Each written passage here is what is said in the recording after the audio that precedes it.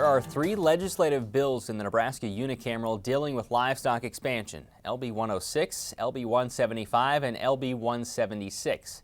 For perspective, Nebraska ranks first in commercial cattle slaughter, 7th in commercial hog slaughter, and 26th in milk production. However, it should be noted these numbers only account for the finished product. For example, a pig or cow grown in another state could be slaughtered in Nebraska, adding to this state's total. If all three bills before the legislature were to pass, Nebraska Extension Water and Ag Law Specialist Dave Aiken believes the effects would be significant to the future of ag in this state. We talked with Dave Wednesday afternoon to hear about each proposal. Well, LB 106 deals with livestock facility zoning.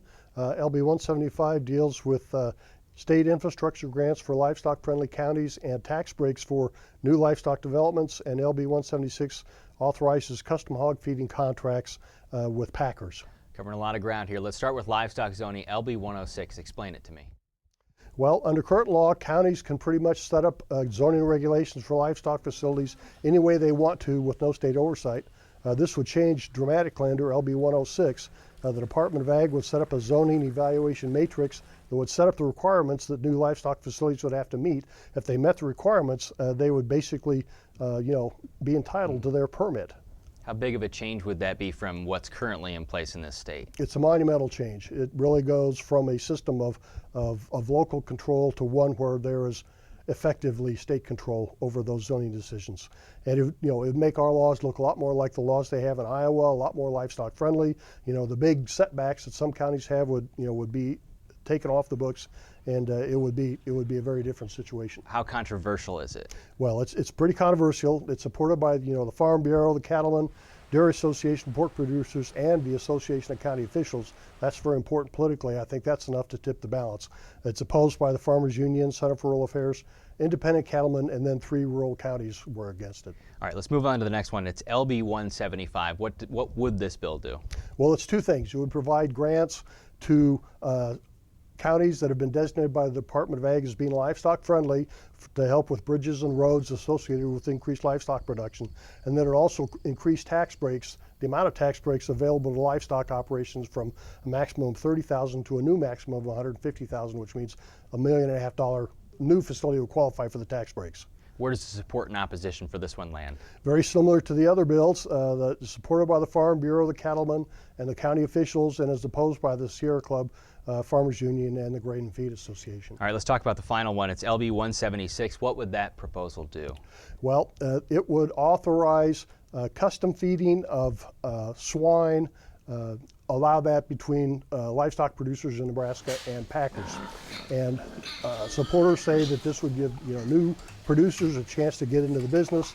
Opponents say that it would give packers too much control over the hog market in Nebraska. And who's in favor, who's not in favor of this one?